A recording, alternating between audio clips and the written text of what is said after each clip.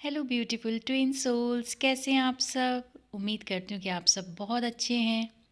और कल की वीडियो पे सबने इतना प्यार दिया, इतने अच्छे कमेंट्स किए, उसके लिए आप सबका दिल से शुक्रिया। God bless you all. और जैसे कि आज का मेरा प्रॉमिस था कि आज की वीडियो होगी उन सोल्स के लिए जो इस जर्नी में न्यू हैं, जिनको अभी अभी पता चला है कि वो ट्विन फ्लेम जर्नी में हैं, या कुछ टाइम हो गया, कुछ मंथ हो गए हैं उनको। पर स्टार्टिंग का टाइम ऐसा ही जाता है कि कुछ महीने हो जाएं या एक साल हो जाए, लगता है कि सब कुछ तो सेम ही चल रहा है। जो पहले दिन फील होता था वो एक साल बाद भी फील हो रहा है, क्योंकि ये जर्नी ऐसी है कि इसके कुछ पैटर्न ऐसे हैं कि चाहे हम जितना इनर वर्क कर लें, जब भी कोई ट्रिगर हमें मिलता है, कोई सिचुएशन हमारे सामने आती है, तो हम सेम वैसे ही उसको ट्रीट करते हैं जैसे हमने जर्नी के स्टार्टिंग में किया था, या जब से हम पैदा हुए हैं तब से उस सिचुएशन को वैसे ही ट्रीट करते आ रहे हैं। इसलिए लगता है कि इतना टाइम तो हो गया पर जर्नी में प्रोग्रेस नहीं है। वो इसलिए क्योंकि कोई भी बदलाव ज़िंदगी में एकदम से नहीं आते। ज़िंदगी में बदलाव लाने के लिए टाइम लगता है। कोई भी हमारी आदतें होती हैं, हमारे पैटर्न होते हैं, उनको चेंज होने के लिए टाइम चाहिए। और ये पैटर्न तो एक जन्म के भी नहीं है, तो पता नहीं कितने जन्मों के पैटर्न हैं। शायद जब से हम इस दुनिया में आए हैं, जो हमारा पहला जन्म था, तब से लेके अब तक जो सोल पे परतें चढ़ती गई, नेगेटिव चीज़ों की, गलत थिंकिंग की, गलत सोच बना ली चीज़ों को लेके, तो उसको ब्रेक होने के लिए टाइम चाहिए होता है। तो कुछ भी इस जर्नी में एकदम से नहीं होता। टाइम टेकिंग तो है, इस जर्नी में टाइम तो लगता है, पर जितना कहते हैं ना, जितना पेशेंस रखोगे आप अपने अंदर, उतने बेटर रिजल्ट आएंगे। तो कहीं पर भी इस जर्नी में पैनिक नहीं होना है। सिर्फ अपने मन को ये तसल्ली दे के रखना है कि जो हम मेहनत कर रहे हैं ना, इसका 100 गुना फल हमें आगे जाके मिलने वाला है। तो फिर ये मेहनत भी बुरी नहीं लगती। तो जो जो डिवाइन फेमिनाइन इस जर्नी में नहीं है, उनके डीएम की मैं एनर्जी बता देती हूँ पहले उनको, कि उनके जो डीएम की एनर्जी है, इस समय पर वो रन ही करेंगे। इस समय पर वो, आप को बबल फेस याद आता होगा कि उस समय तो ये ऐसे करते थे, उस समय तो मेरे लिए मरने के लिए भी तैयार थे, उस समय तो मेरे लिए सड़कों पे खड़े होकर रोते थे कि मैं तुम्हारे लिए ये कर दूंगा, वो कर दूंगा। और आज का ये दिन है कि ये बात भी नहीं करना चाहते। वो इसलिए क्योंकि एक टाइम पे उन्होंने दिखाया कि उनके अंदर कितना प्यार है, कितना डीप लव वो कर सकते हैं। पर उसके बाद वो जर्नी ये टर्न लेती है कि अब बस इस प्यार कुछ पाना चाहते हो हमेशा के लिए, तो अपने अपने सोल पर्पस पे लग जाओ। तो वो आपको पुश करेंगे, अपने पास आने नहीं देंगे। आप जब भी उनके पास जाओगे, कुछ ना कुछ वो ऐसा आपको बोल देंगे कि आप हर्ट हो जाओगे, रोने लग जाओगे, आपको कुछ भी अच्छा नहीं लगेगा। तो ये भी आप ये सोच के चलो कि ये भी जो वो बोलते हैं, करते हैं, कहते हैं, ये डिवाइन ही उनसे करवाते हैं।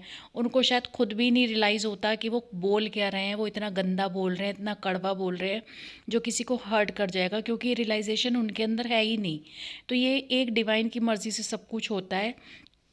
पर हाँ, ये चाहे हमें ये पता ही हो बात कि ये डिवाइन की मर्ज़ी से हो रहा है, पर हम परेशान तो हो जाते हैं, हर्ट होता है, तकलीफ़ होती है, नो डाउट। और यही तकलीफ़ होती है जो हमें बेटर से बेटर बनाने के लिए की जाती है। तो डिवाइन मस्कुलाइन इस समय पर उस पोजीशन पे हैं कि उन्हें कोई फ़र्क नहीं है डीएफ से बात हो रही है, नहीं हो रही है, वो उनकी ज़िंदगी से जा रही है, रह रही है, कुछ भी करे, वो उसको टोटली इग्नोर किए हुए हैं। अपनी लाइफ को वो अपने अच्छे से जी रहे हैं।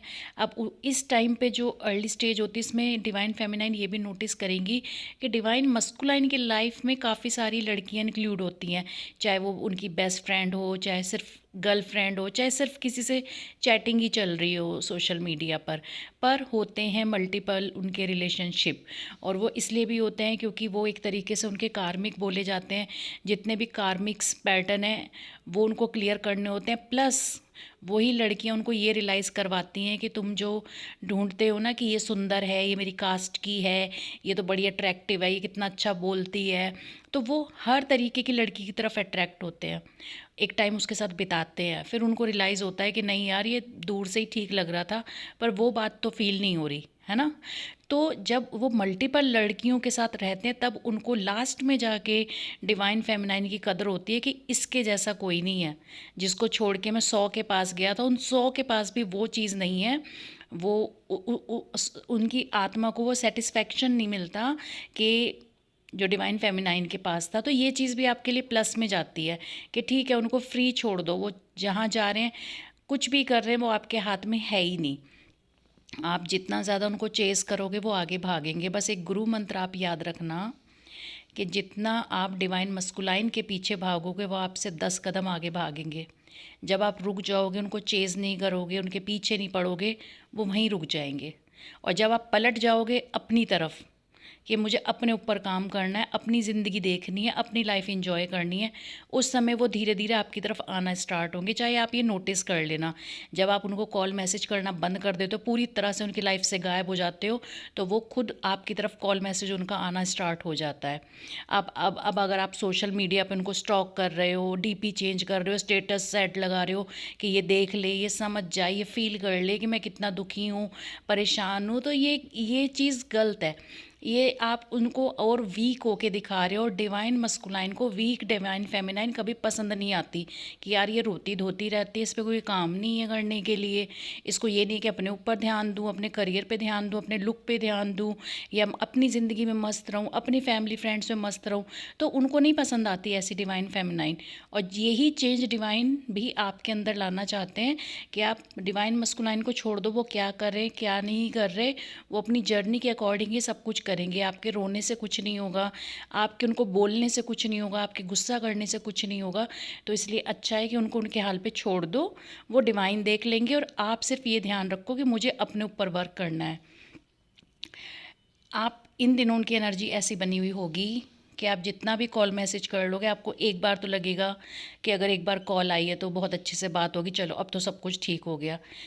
एक दिन बीतेगा, 2 दिन बीतेगा, वो ट्रिगर करेंगे और चले जाएंगे। फाइट होगी, फिर से ब्लॉक कर दोगे एक दूसरे को, क्योंकि ये पैटर्न रहेगा और ये लॉन्ग लॉन्ग भी जा सकता है। जैसे स्टार्टिंग में तो कुछ दिनों का होता है, फिर मंथ का होता है, कई बार ऐसा होता है कि 2-2 ढाई-ढाई साल हो जाते हैं, आपस में बात नहीं होती, एक दूसरे की शक्ल नहीं देखी होती। पर सबसे अच्छी इस रिश्ते की ब्यूटी यही है कि ये रिश्ता कभी भी ब्रेक नहीं होगा, कभी भी वो पूरी तरह से आपकी ज़िंदगी से नहीं जाएंगे। जितनी भी गंदी लड़ाई हो जाए, जितनी भी कहा सुनी आपके बीच में हो जाए, एक दिन वो पलट के वापस आ ही जाते हैं और फिर एक ही घंटे में सब कुछ नॉर्मल हो जाता है। एक कॉल आई, भूल गए कि पिछली बार कितनी बड़ी हमारी फ़ाइट हुई थी। तो ये इस रिलेशनशिप की सबसे बड़ी ब्यूटी है कि कोई भी मन में ग्रजेस नहीं रहते मिलने के बाद। मिलने से पहले तो रहते ही हैं कि मिल जाए तो हम पता नहीं इनका क्या ही कर देंगे। और इस समय उनका फोकस इस समय अपनी फैमिली, फ्रेंड्स और अदर्स रिलेशनशिप जो उनके होते हैं उनके ऊपर ज़्यादा रहता है। तो उसके लिए आप पैनिक होने की ज़रूरत बिल्कुल भी नहीं है आपको। आप ये समझिए कि डिवाइन ने आपको बोला कि भाई आपकी डिवाइन मस्कुलाइन से शादी फ़िक्स हो गई है, ठीक है। इसमें लग जाएगा टाइम लगेगा, अभी 1 साल 2 साल 3 साल, तब तक अपनी तैयारी करो। तो क्या करते हैं, जब शादी फ़िक्स हो जाती है तो रोते तो नहीं है ना दूल्हे के पीछे भागते हैं। क्या करते हैं कि अपनी प्रिपरेशन करते हैं कि हाँ मैं कुकिंग भी सीख लूँ, ससुराल में जाके खाना बनाना है, मैं पार्लर भी चली जाऊँ, कंटिन्यू मैं फेशियल करवाऊँगी, मेरा ग्लो बढ़ जाएगा। तो हम एक तरीके से तैयारी स्टार्ट कर देते हैं, है ना। तो ये टाइम भी तैयारी का ही आप समझो कि जो सेपरेशन का टाइम है ये रोने का टाइम नहीं होता, ये तैयारी का टाइम होता है परमानेंट रीयूनियन के लिए, कि आप अपने आप को कितना अपना बेस्ट वर्जन बना सकते हो। आपके अंदर की जो कमियां हैं, हमारे अंदर सबके अंदर होती हैं, मैं तो अभी भी ढूंढती हूँ कि हाँ मेरे अंदर ये कमियां हैं और स्टिल हैं। तो उन कमियों को देखना होता है कि मुझे गुस्सा ज़्यादा आता है, मैं चिढ़ जाती हूँ छोटी छोटी बात पे, मैं किसी दूसरे की खुशी देख के खुश नहीं होती हूँ, मुझे जलन होती है, या कोई नीडी था मैंने उसकी मदद नहीं की, या किसी को मेरी ज़रूरत थी तब मैं उसके काम नहीं आई। तो ये ही सोल पर वो है, इनर वर्क है। एक्चुअल इनर वर्क यही है। इनर वर्क का ये मतलब नहीं होता कि हाँ हम सिर्फ भगवान की पूजा कर रहे हैं, मंत्र जाप कर रहे हैं तो हम डिवाइन के पास हो गए, ये हमारा इनर वर्क है।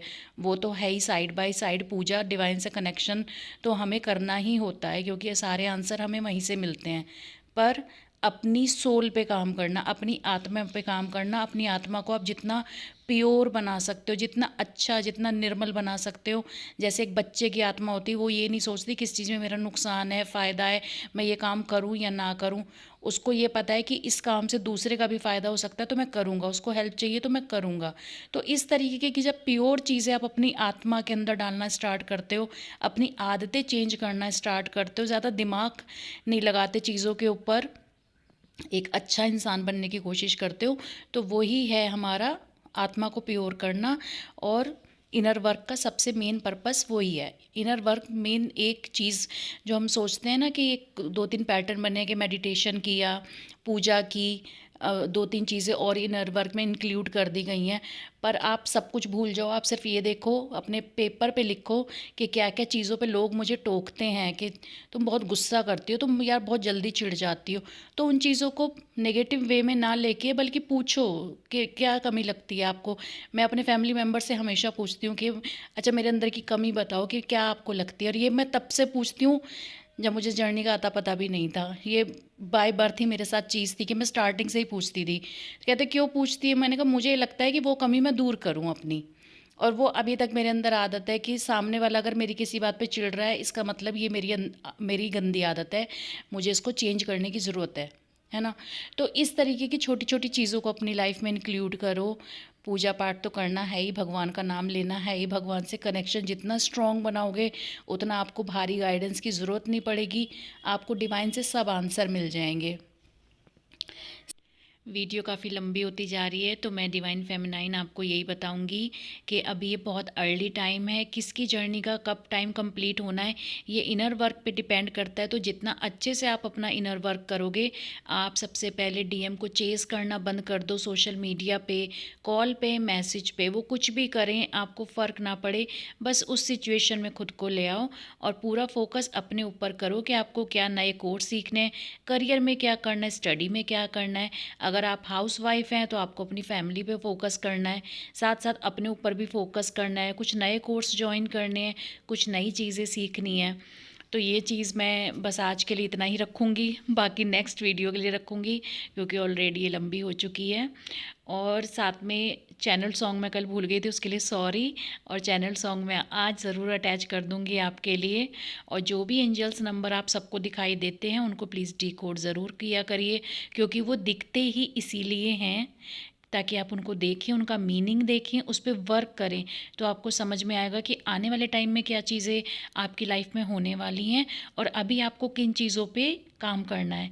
तो एंजल्स नंबर जब भी 4-5 बार आपको दिख रहे हैं दिन में, या एक हफ्ते से नंबर वही सेम दिख रहा है, तो उसको आप ज़रूर डिकोड करिए। वीडियो देखिए यूट्यूब पर, 5-6 वीडियो आप देखेंगे, कोई ना कोई चीज़ आपकी लाइफ से रिलेट करती होगी, आपको समझ में आ जाएगा कि हाँ एंजल्स मुझसे ये कहना चाह रहे हैं। और उनको ग्रैटिट्यूड ज़रूर पे किया करिए जब भी एंजल नंबर दिखते हैं कि थैंक यू कि आप हमारी हेल्प करते हो हर टाइम पे। और एंजल्स ही ऐसे होते हैं जिनको सिर्फ प्यार चाहिए होता है आपसे। तो यूनिवर्स को, भगवान जी को, एंजल्स को, स्पिरिट्स गाइड्स को थैंक यू आपको रोज़ बोलना है। दिन में 10 बार बोलो, 100 बार बोलो, 50 बार बोलो, जितना आपका दिल है उनको थैंक यू बोलो, क्योंकि देखो वही हमें गाइड करते हैं ना। तो उसके लिए तो हमें उनको करना चाहिए, थैंक यू करना चाहिए। और बाकी आप सबको अगर कोई भी डाउट है, को जर्नी में उससे रिलेटेड कुछ भी चीज़ का आंसर नहीं मिल रहा है, तो आप यहाँ इसी वीडियो में कमेंट बॉक्स में मुझसे पूछ सकते हैं।